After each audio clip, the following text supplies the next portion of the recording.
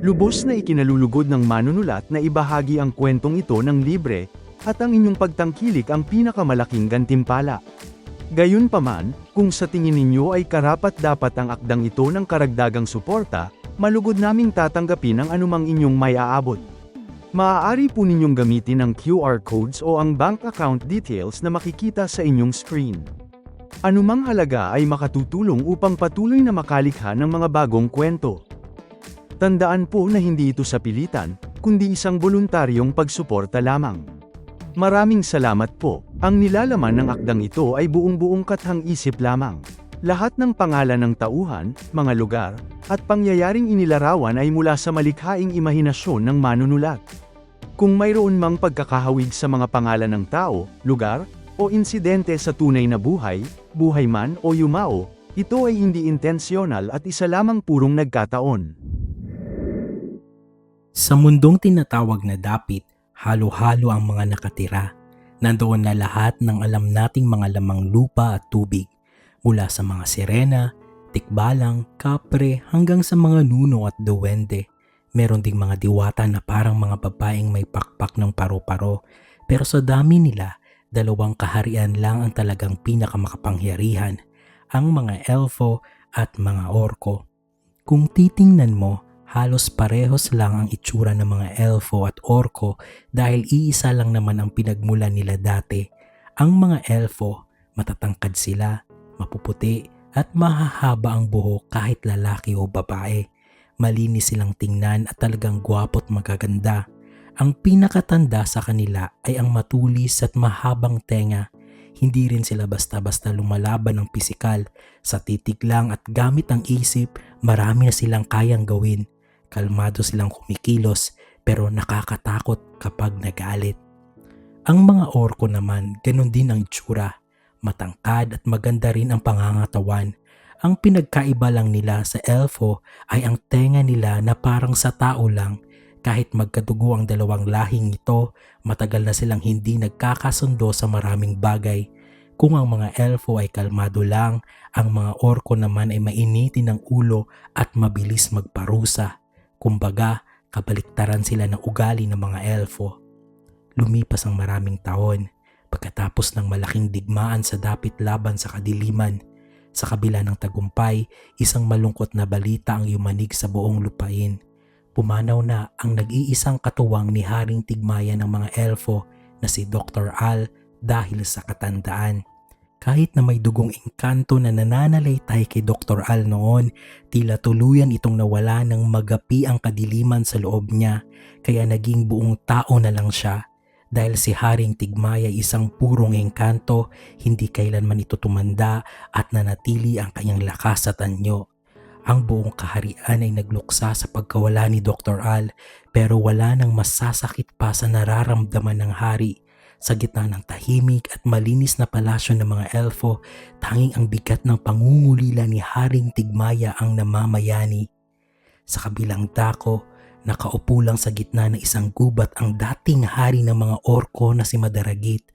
Pagkatapos ng digmaan, binitiwan niya ang kanyang trono at ibinigay ito sa kanyang kapatid na si Hagnaya na ngayon ay tumatayong reyna. Hindi siya nagbitiw dahil napuruhan siya sa labanan, kundi dahil sa bigat ng kalooban.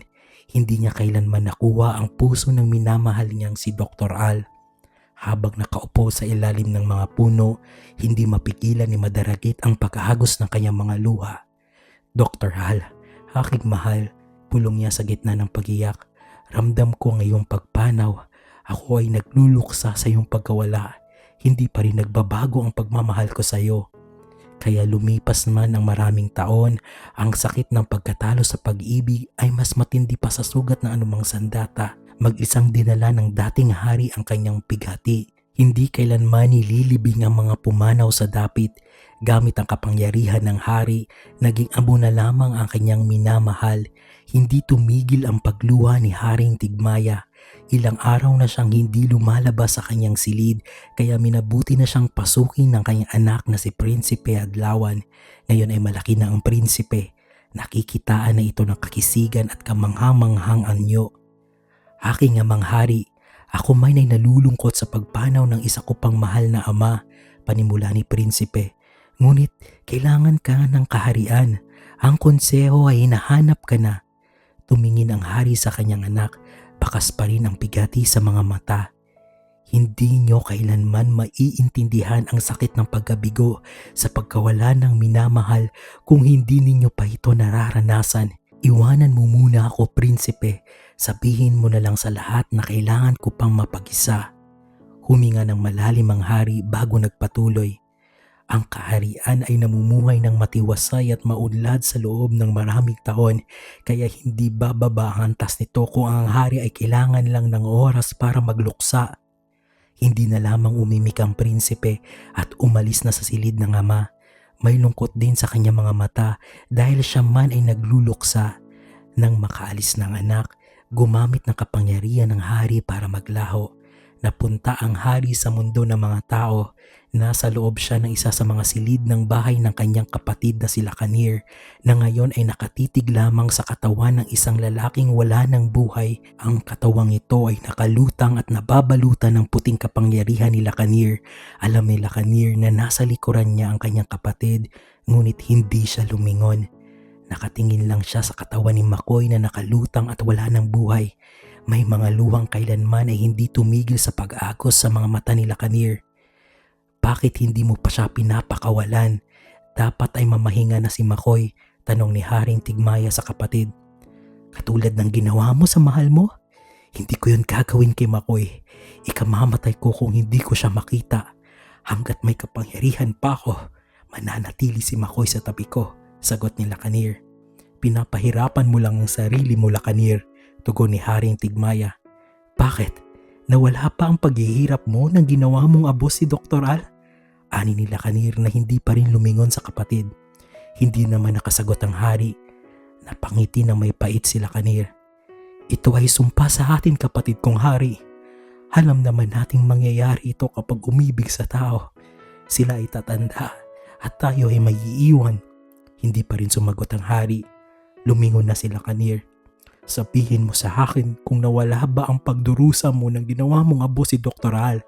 Sagutin mo ako, kapatid kong hari. Kasi wala kang karapatan sabihan ako na ipaubaya ko na ang katawan ng mahal ko. Hindi ako katulad mo. Sabay talikod ulit sa hari. Hindi na sumagot ang hari at ginamit na ang kanyang kapangyarihan para maglaho.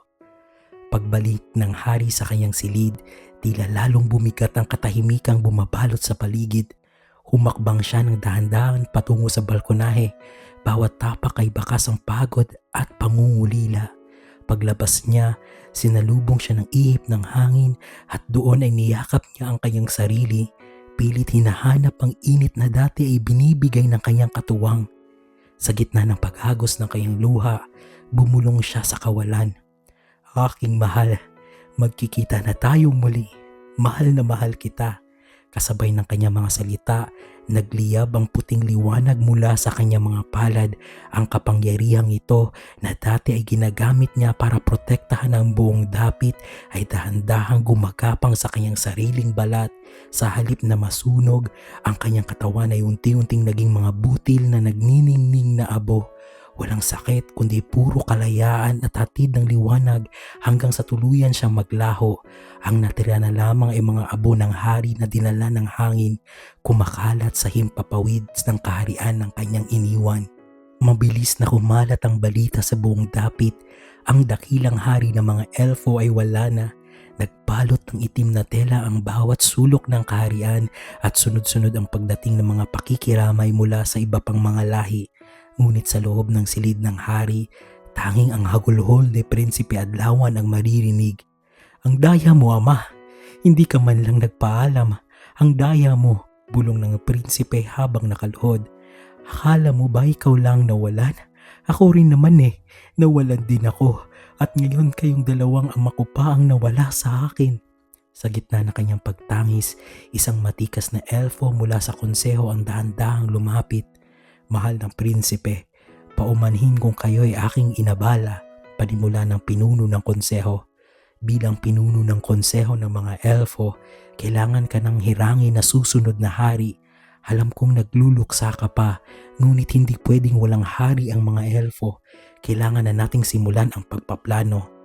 Pinahira ni Adlawan ang kanyang mga luha, ngunit ang bigat ng kanyang dibdib ay nanatili. Kahit taglay niya ang liwanag ng dapit at lakas ng isang maharlikang elfo, ang pasanin ng korona ay tila mas mabigat pa sa lahat ng kanyang karanasan. Kayo na ang bahala sa pagpaplano, pinuno. Sa lalong madaling panahon, hirangin niyo na ako, sabi ni Prinsipe Adlawan. Masusunod, mahal na prinsipe, gusto niyo po bang magpadala ko ng paru-paro ng balak sa lahat ng hari at reyna ng dapit para imbitahan sa inyong paghihirang bilang hari? Sa sinabi ko na nga, pinuno, kayo na ang bahala, sagot ni Adlawan. Mas maigi kung iibitahan natin sila kasama ang mga orko para na rin makilala mo ang lahat ng maharlika sa dapit. Kung iyan ang mainam, gawin mo.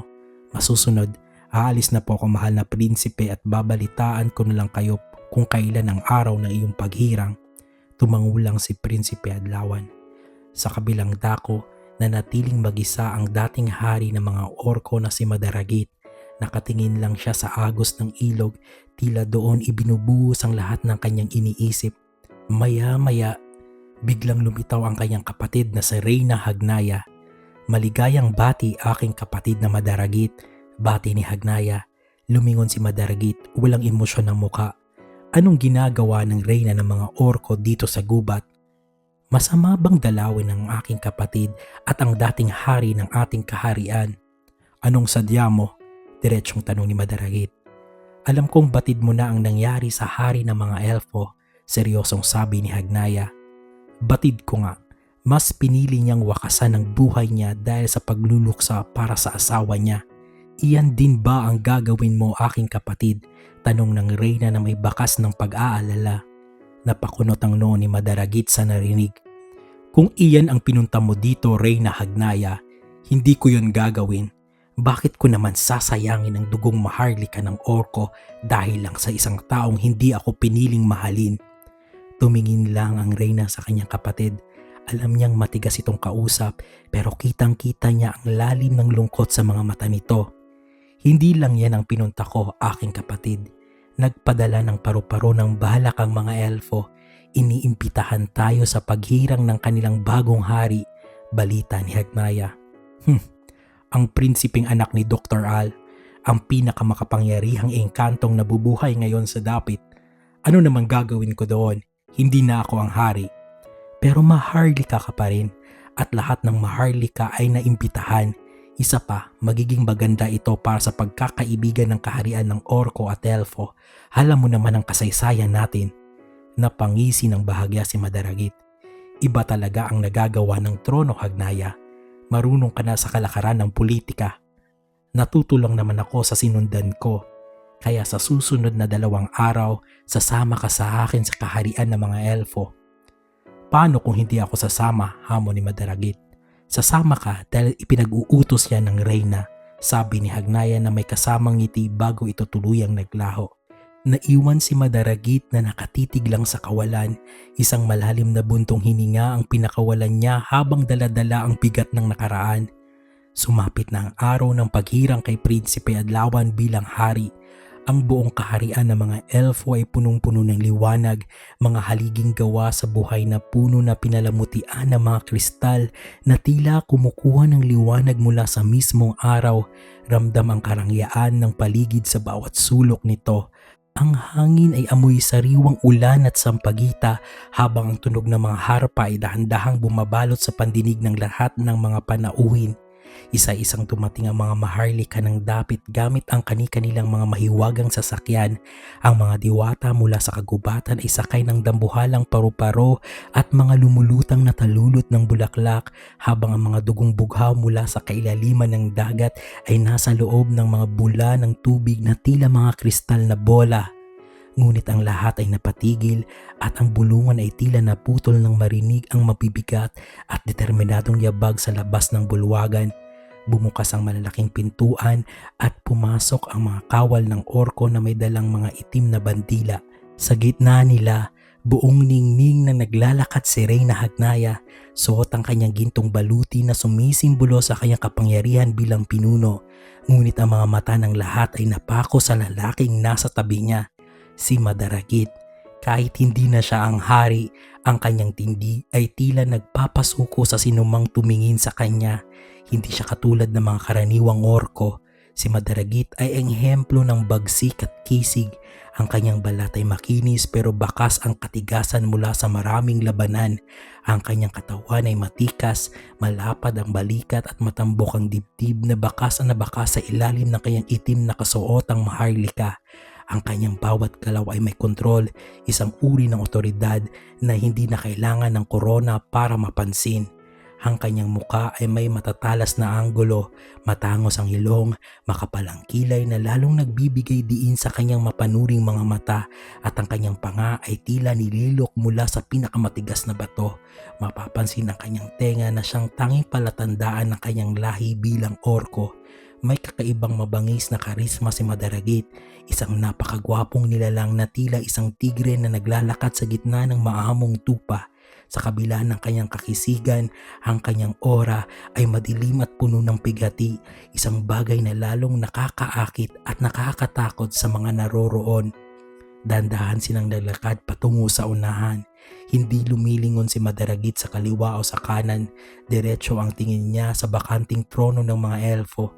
Sa bawat hakbang niya, nararamdaman niya ang pamilyar na hapdi ng alaala ni Dr. Al sa palasyong ito, ngunit pinapanatili niyang matigas ang kanyang anyo.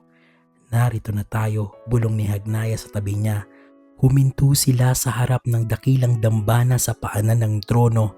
Ang buong bulwagan ay natahimik, ang lahat ay nakatingin na ngayon sa itaas ng hagdanan, hinihintay ang paglabas ng bagong hari, ang anak ni Dr. Hal at Haring Tigmaya. Sa gitna ng katahimikang bumabalot sa buong bulwagan, marahan at sabay-sabay na humihip ang mga trumpeta, hudyat ng pagdating ng bagong pinuno. Mula sa itaas ng malawak na hagdanan, dahan-dahang bumukas ang pinto ng silid ng hari. Lumabas si Prinsipe Adlawan. Tila tumigil ang lahat sa loob ng palasyo. Ang kanyang anyo ay isang perpektong pagsasama ng kabanalan ng isang elfo at ng pagiging totoo ng isang mortal. Ang kanyang buhok ay tila hinabi sa sinag ng araw at ang kanyang mga mata ay may kislap na hindi nakikita sa kahit sinong purong engkanto. Ngunit higit sa kanyang kagandahan, ang kanyang tindig ay may taglay na kakaibang lakas na nakuha sa kapangyarihan ng liwanag. Hindi maikakaila na sa bawat hakbang niya ay ramdam ang bigat ng kanyang kapangyarihan. Siya ang pinakamalakas na engkanto sa buong dapit. Sa kanyang pagbaba sa bawat baitang ng hagdan, ang kanyang mga mata ay naglalakbay sa maraming mukha ng mga nilalang sa loob ng bulwagan hanggang sa tumigil ang mga ito sa isang natatanging nilalang na nakatayo sa unahan, kay Madaragit. Sa sandaling iyon, tila naglaho ang lahat ng naroon sa paligid ni Adlawan. Ang dating mahinahong pintig ng kanyang puso ay biglang bumilis at lumakas na tila isang tambol na nagpaparamdam sa kanya ng isang emosyong hindi niya kailanman naranasan. Kaya kung anong tindi ng akit sa mga mata ng orko na humihila sa kanyang buong pagkatao, hindi may paliwanag ni Adlawan ito. Pero sa loob-loob niya, alam niyang may nagbago sa kanyang pagkatao sa isang sulyap pa lamang. Si Madaragit naman ay tila nanigas sa kanyang kinatatayuan. Ang kanyang mapanuring paningin na dati ay puno ng pait at alaala ni Dr. Al ay biglang naguluhan. Nakikita niya ang bakas ni Dr. Al sa mga mata ni Adlawan, ngunit may iba pa. Isang kakaibang kislap na para kay Adlawan lamang. Ang kanyang matigas na anyo ay dahan-dahang napapaamo ng pagtataka. Napatitig siya ng husto, hindi dahil sa nakaraan, kundi dahil sa kasalukuyang nasa harap niya. Ang anak ng kanyang kaagaw at ng kanyang minamahal ay nagtataglay ng isang anyong tila pilit na binubuksan ang pinto ng kanyang puso na matagal na niyang naisara. Nang makarating si Adlawan sa paanan ng trono, sa harap mismo ni Madaragit at Hagnaya, ay doon lamang siya bumalik sa kanyang sarili. Lumapit ang pinuno ng konseho, dala ang korona na gawa sa pinaghalong ginto at diamante.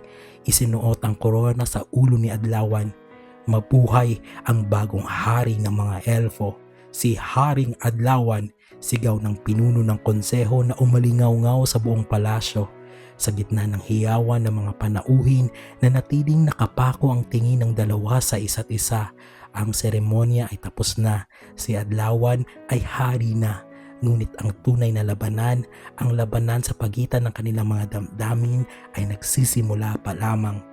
Nagsimula ang marangyang pagtitipon, ngunit sa kabila ng ingay ng mga tawanan at tunog ng mga basong kristal, tila may sariling mundo ang bagong hari. Nakaupo si Adlawan sa kanyang trono, tinatanggap ang pagbati ng iba't ibang pinuno, pero ang kanyang mga mata ay pilit na hinahanap ang isang figura sa gitna ng karamihan. Hindi nagtagal, dahan-dahang lumapit ang delegasyon ng mga orko. Sa unahan nila ay si Reyna Hagnaya at sa likod nito ay si Madaragit. Diretso ang tingin, matikas ang tindig at tila hindi tinatabla ng kislap ng mga diamante sa paligid. Isang maligayang pagbati sa iyong paghirang, Haring Adlawan, wika ni Hagnaya sa bayuko ng bahagya bilang paggalang. Napilitan si Adlawan ng umiti at tumango, ngunit ang kanyang atensyon ay agad na lumipat sa lalaking nasa likod ng Reyna. Salamat Reyna Hagnaya, at ang iyong kasama? Humakbang pasulong si Madaragit. Hindi siya yumuko ng malalim gaya ng iba, isang tipid at formal na pagtango lamang ang ibinigay niya. Madaragit, maikli at malamig niyang sagot. Ang kanyang boses ay malalim at baritono, isang tunog na tila nagpagising sa bawat hibla ng pagkatao ni Adlawan. Madaragit, pag-uulit ni Adlawan na tila ninanamnam ang bawat titik ng pangalan nito. Ikinagagalak kong makita ka rito. Ikaw ang dating hari ng mga orko. Maraming naikwento ang aking amang si Dr. Al sa iyo nung bata pa ako. Bahagyang kumitid ang tingin ni Madaragit sa narinig. Walang mababakas na kaba o kahit anong paghanga sa kanyang mukha sa kabila ng pagbanggit sa nakaraan.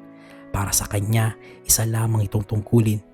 Narito kami para tiyakin ang kapayapaan sa pagitan ng ating mga lahi. Yun lang, walang emosyon niyang dagdag habang nanatiling matikas ang pagkakatayo. Sa sobrang lapit nila, amoy ni Adlawan ang bango ni Madaragit, amoy gubat, sariwang ulan at panganib. Pakiramdam ni Adlawan ay biglang uminit ang loob sa palasyo. Gusto niyang humaba pa ang usapan, gusto niyang tanungin kung bakit ganito epekto nito sa kanya, pero nanatiling tahimik si Madaragit, naghihintay lamang na matapos ang formalidad. May kailangan bang iyong pangkat para sa inyong pananatili? Nauutal na tanong ni Adlawan, isang bagay na hindi dapat mangyari sa pinakamakapangyarihang engkanto sa dapit. Isang panandaliang sulyap lang ang ibinigay ni Madaragit bago ito tumalikod ng walang pasabi. Wala na, maayos ang lahat. Tipid niyang sagot habang naglalakad na palayo. Ang kanyang bawat hakbang ay puno ng kapangyarihan at walang pakialam kung anumang batas sa palasyo. Bakas ang bahagyang pagkagulat sa mga mata ng mga nasa paligid sa inasal ng dating hari. Ngunit bago pa man ito maging mitya ng bulungan ay agad na humakbang si Reyna Hagnaya. Yumukod ang Reyna ng mas malalim at mas matagal kaysa karaniwan.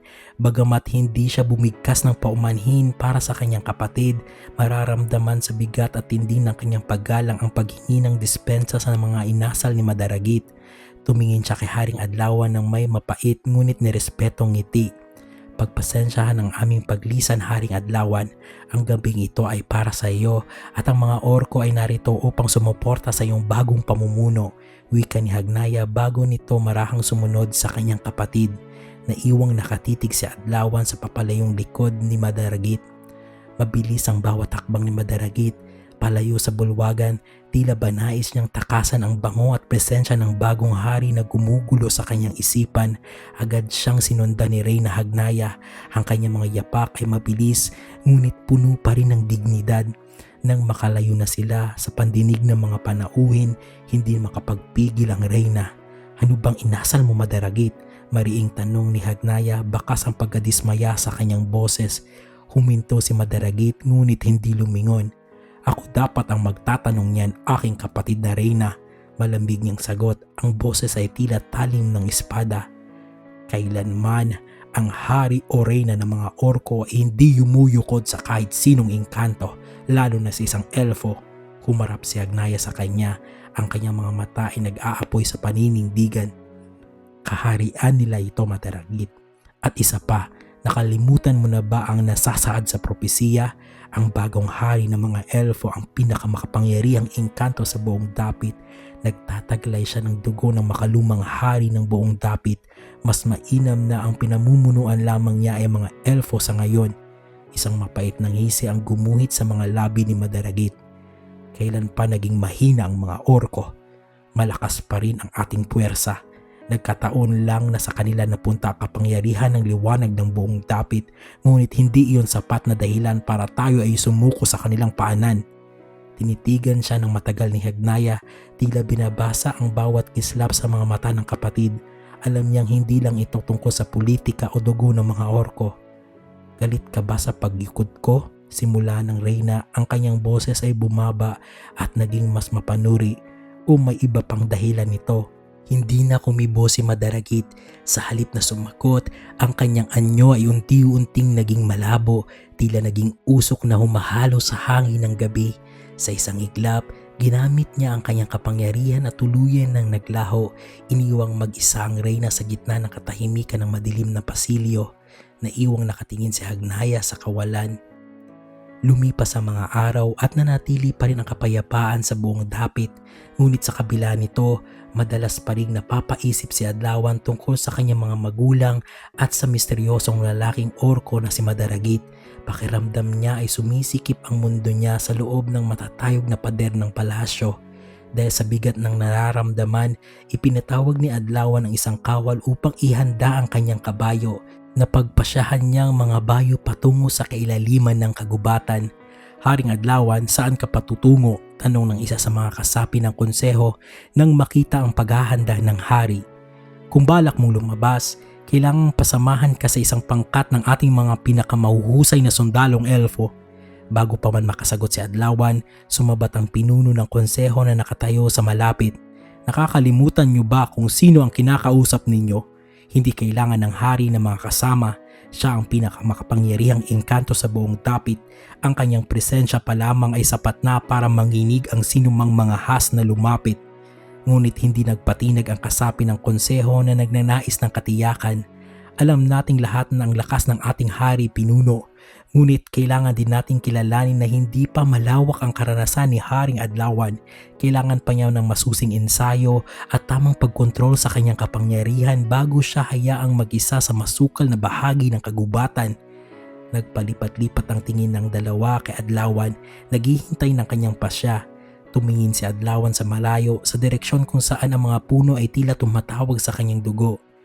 Nagpapasalamat ako sa inyong malasakit, wika ni Adlawan habang hinahawakan ang renda ng kanyang kabayo. Ngunit ang kapangyarihang sinasabi ninyo ay hindi ko matutulunang kontrolin kung palagi akong nakabantay sa loob ng pader na ito. Gusto kong mapag-isa, hayaan niyo akong kilalanin ng dapit sa sarili kong mga mata. Wala nang nagawa ang mga naroroon kundi ang yumukod at panuorin ng hari habang mabilis na pinatakbo ang kanyang kabayo palabas sa tarangkahan ng palasyo. Tinatahak ang landas patungo sa puso ng kagubatan. Malayo na si Adlawan sa mga pader ng palasyo, ang bango ng basa at sariwang lupa at malamig na simoy ng hangin na nagmumula sa naglalakihang puno ay dahan-dahang nagpapakalma sa kanyang isipan. Ngunit bigla siyang natigilan. Sa gitna ng katahimikan, narinig niya na may gumagamit ng espada. Ang bawat tundog ng paghiwa sa hangin ay may kasamang bigat at talim.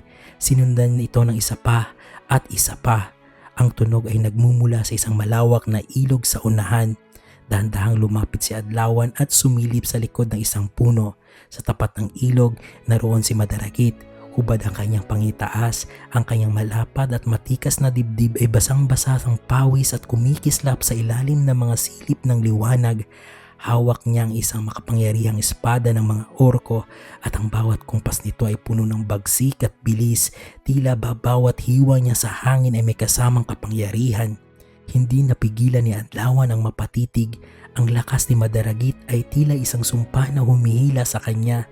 Ngunit nang makita niya ang kawalan ng pakialam sa mukha ng orko, biglang sumagi sa isip niyang inasal nito sa paghirang noon sa kanya. Isang hari ang binaliwala lang, isang matinding inis ang gumapang sa kanyang dibdib. Nagpakita si Adlawan. Masyado kayata kung mag-ensayo sa lupain na hindi sa inyo, wika niya, pilit na pinapatatag ang boses. Huminto si Madaragit pero hindi agad humarap. Ang kagubatan ay walang nagmamayari, Haring Elfo. Malamig niyang sagot. Lumingon siya ng bahagya, ang mga mata ay mapanuri. O baka naman gusto mo lang talaga akong panoorin.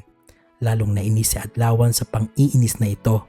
Itinaas niya ang kanyang mga kamay at sa isang iglap, isang latigo na purong liwanag ang lumitaw. Sa bugso ng galit, ihahampasan ni Adlawan ang latigo ng diretso kay Madaragit, ngunit mabilis na umiwas ang orko at sumugod patungo sa kanya.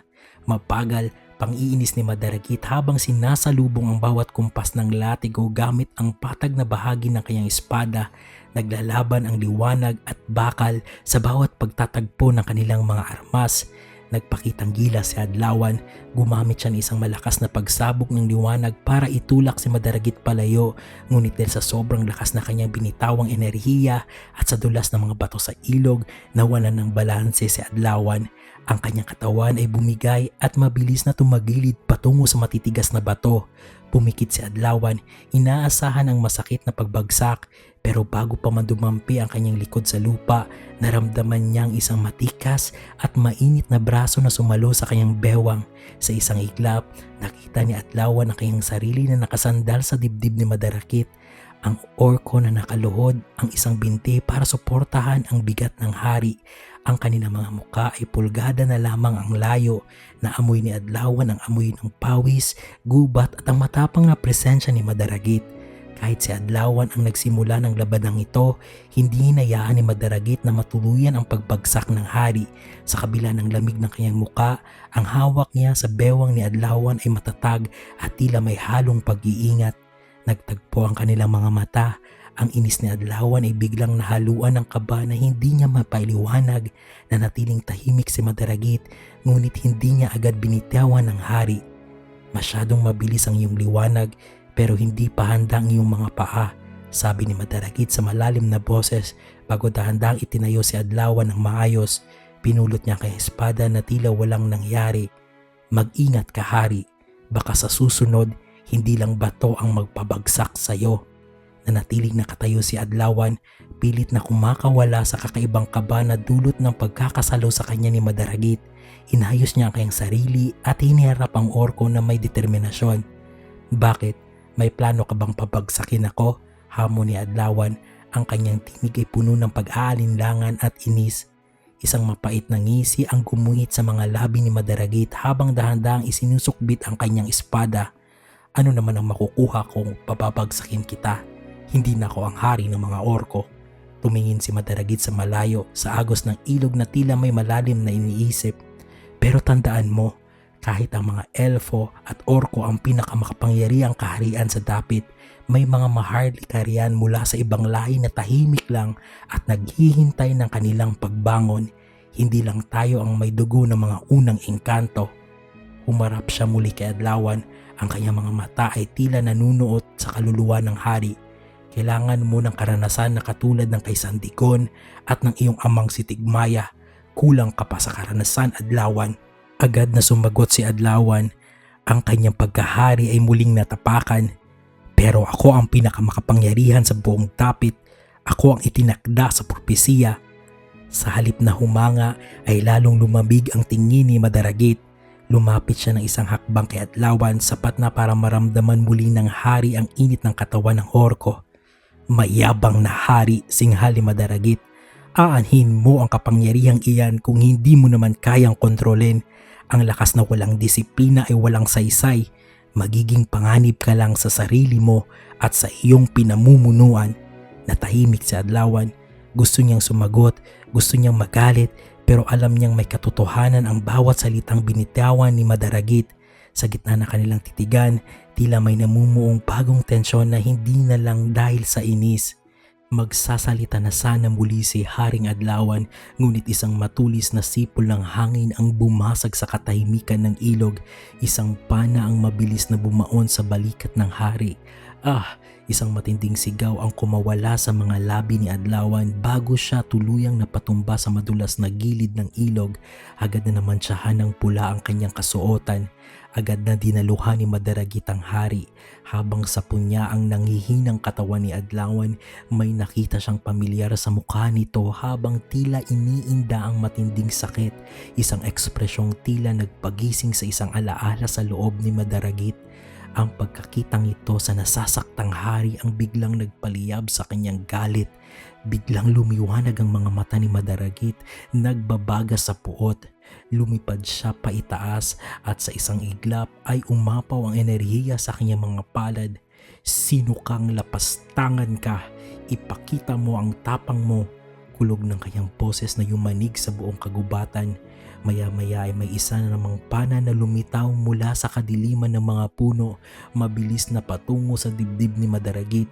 Ngunit gamit lamang ang kanyang purong kapangyarihan ay kusa itong natunaw bago pa man dumampi sa kanya. Nakita niya isang figura sa anino at agad itong pinatamaan ng isang bolang enerhiya, ngunit huli na at naglaho ang salarin. Agad na bumaba si Madaragit at mabilis na lumipat kay Adlawan. Maingat niyang sinuri ang pana na nakatusok sa balikat nito at nangangamba siya na may lason ang dulo nito. Walang sabi-sabi, binuhat ni Madaragit ang hari sa kanyang mga bisig. Ginamit niya ang kanyang kapangyarihan at sa isang iglap sila ay naglaho sa gitna ng kagubatan at mabilis na nakarating sa tarangkahan ng kaharian ng mga elfo.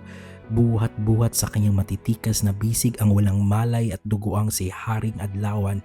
Ang hari ay sugatan, sigaw ng isang bantay na kawal. Sa loob ng ilang saglit, naging magulo ang buong bulwagan. Mabilis na nagtatakbuhan ang mga kawal. Ang kanilang mga baluti ay kumakalansing sa bawat hakbang. Maging ang mga kasapi ng konseho ay nagunahan sa paglabas mula sa kani-kanilang mga silid. Ang kanilang mga mukha ay bakas ng matinding gulat at pangamba nang makita ang kalagayan ng kanilang pinuno. Anong nangyari sa ating hari? Bakit siya nasa kamay ng isang orko, bulyaw ng isa sa mga kasapi? Hindi natinag si Madaragit. Isang pananambang sa ilog, tulungan ninyo siya. Bago pa kumalat ang lason, malamig ngunit mariin niyang wika. Mabilis na lumapit ang pinuno ng konseho at agad na nag-utos sa mga kawal. Ipasok ang hari sa kanyang silid, ihiga siya ng maayos. Hindi pa rin nagpatinag si Madaragit. Siya ang nagpasok kay Adlawan sa loob ng silid nito at daan-daan niyang inihiga ito sa kanyang marangyang himlayan. Doon pa lamang kumilos ang pinuno ng konseho. Gamit ang kanyang kapangyarihan, agad niyang pinadaluyan ng lunas ang sugatang balikat ni Adlawan. Isang malambot na berdeng liwanag ang bumalot sa sugat ng hari. Dahan-dahang pinapatigil ang pag-agos ng dugo at hinihigop ang itim na lason na unti-unting kumakalat sa kanyang balat. Habang isinasagawa ang panggagamot, inilabas ni Madaragit ang palasong kinuha niya kanina mula sa balikat ng hari at inabot ito ng mariin sa pinuno ng konseho. Heto ang ginamit ng salarin, maikling saad ni Madaragit. Tinitigan nito ng maigi ng pinuno ng konseho. Ang tulo nito ay may kakaibang hugis, tila pangil ng isang hayop at may nakaukit na simbolo ng dalawang nagpupulupot na ahas. Nagdilim ang mukha ng pinuno habang hinahawakan ang ebidensya. Ang panang ito, pagmamayari ito ng lahi ng mga kambal ahas. Bulong niya, ngunit narinig pa rin ng lahat sa loob ng silid. Isang kolektibong singhap ang nagmula sa mga naroroon. Isang mababang uri ng lahi na naninirahan sa pusali ng dapit. Ang kapangahasang ito ay hindi lamang isang pag-atake. Tumingin ang pinuno sa mga kasapi ng konseho na nakapaligid. Ito ay isang pagpapahayag ng tigmaan. Dagdag niya, ang tinig ay puno ng otoridad at galit. Natahimik ang lahat sa bigat ng binitawang salita. Sa gitna ng katahimikan, humarap ang pinuno ng konseho kay Madaragit at yumukod ng bahagya bilang pagkilala. Madaragit, maraming salamat sa iyong mabilis na pagtugon at sa pagliligtas sa aming hari. Kung hindi dahil sa iyo, maaring mawawala na naman kami ng hari. Tumangulang si Madaragit bilang pagtugon. Bago siya tumalikod upang lumabas ng silid, muli siyang sumuliyap kay Adlawan na ngayon mahimbing na ang tulog dahil sa lunas. May kung anong bigat sa kanyang dibdib na hindi niya maipaliwanag. Ginamit niya ang kanyang kapangyarihan para maglaho. Sa gitna ng madidilim at malalansang pusali ng dapit, biglang lumitaw ang isang matikas na figura. Ang presensya ni Madaragit ay tila isang bagyo na nagpatahimik sa bulong ng mga nilalang na nagtatago sa anino. Huminto siya sa harap ng pinuno ng mga kambal ahas na noon ay nakaupo sa isang trono na gawa ng mga buto at kinakalawang na bakal. Ano ang maipaglilingkod namin sa dating hari ng makapangyarihang kaharian ng mga orko? Wika ng pinuno ng mga kambal-ahas. Ang boses ay may halong pangungutya at mababaw na paggalang. Ikaw, mababang nilalang na pinuno ng mga kambal-ahas. Singhal ni Madaragit. Ang boses ay dumadagundong sa loob ng kuta. Munti ka nang mapaslang ng inyong kawal ang bagong hari ng mga elfo. Nagkunwaring gulat ang pinuno ng mga kambal-ahas. Isang kalapastangan ng pagbibintang ang sinabi mo, orko. Bakit naman namin gagawin iyon? Asahan nyo na sa susunod na araw na magpapatawag ng konseho ng mga kaharian ang mga elfo. Mariing sagot ni Madaragit. May gumamit ng pana para punteryahin ang hari at ang panang iyon ay may simbolo ng inyong mababang lahi. Kung ako sa iyo, hanapin mo na ang salarin. Ang ginawa ninyo ay isang pagpapahayag ng digmaan. Hindi agad nagsalita ang pinuno ng mga kambal-ahas. Maya-maya, isang mapanirang ngiti ang gumuhit sa kanyang labi. At bakit naman galit na galit ang isang orko sa pagtatangka sa buhay ng isang elfo? Lalong nag-alab ang galit ni Madaragit. Biglang nagliwanag ang kanyang mga mata at ang kanyang mga kamay ay binalot ng nagbabagang enerhiya. Ang hangin sa paligid ay uminit, tila ba anumang sandali ay sasabog ang buong kuta. Hindi nakakatuwa ang pagtatangka sa mga malalakas na lahi. Sigaw ni Madaragit habang unti-unting lumulutong ang kanyang katawan. Kung mauulit pa ito, kung may magtatangka muli sa buhay ni Haring Adlawan, ako ang makakalaban ninyo. Isang kumpas lang ng aking kapangyarihan, mauubos ang lahat ng iyong lahi. Diniinan niya ang bawat salita habang nakatitig ng diretso sa nanginginig na pinuno. Kaya ngayon pa lang, hanapin mo na ang salarin at iharap sa konseho ng mga kaharian kapag nagpatawag na ang mga elfo. Bakas ang matinding takot sa mukha ng pinuno ng mga kambal-ahas. Hindi matatawaran ang lakas at kapangyarihang ipinamalas ng maharlikang orko. Bago pa man makasagot ang sinuman, sa isang iklap ay muling naglaho si Madaragit. Nang makabalik sa kakahuyan, napahinto si Madaragit at napahawak sa kanyang dibdib. Hindi niya maintindihan bakit galit na galit siya sa nangyari sa hari ng elfo. Nagising na si Haring Adlawan at wala itong inaksayang oras. Nakipagpulong ito agad sa kanyang konseho. Matapos ang pakikipag-usap sa kanyang mga kasapi ng konseho, ipinadala ni Haring Adlawan ang mga mensahe para sa isang pagpupulong sa konseho ng mga kaharian. Alam niyang hindi ito agad mangyayari dahil kailangan pa ng sagot mula sa iba't ibang panig, lalo na mula sa pangkat ng mga kambal-ahas. Ngunit hindi nagmamadali ang hari.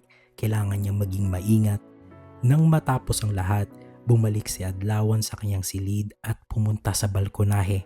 Nakatingin siya sa buwan habang dinadarama ang hangin. Haking mga ama, patnubayan ninyo sana ako sa aking paghahari, bulong niya sa hangin. Mabuti naman at maayos ng iyong lagay. Isang malalim at pamilyar na boses ang bumasag sa katahimikan mula sa kanyang likuran. Bahagyang napatigil si Haring Adlawan at mabilis na humarap. Ang kanyang kamay ay tila handang kumumpas ng kapangyarihan kung kinakailangan. Doon, sa anino ng kanyang silid, nakatayo si Madaragit. Ano ang ginagawa mo rito? Agad na bulyaw ni Adlawan, pilit na ibinabalik ang kanyang otoridad. Ikaw ay isang dating hari at alam mo na dapat ang mga batas ng kaharian.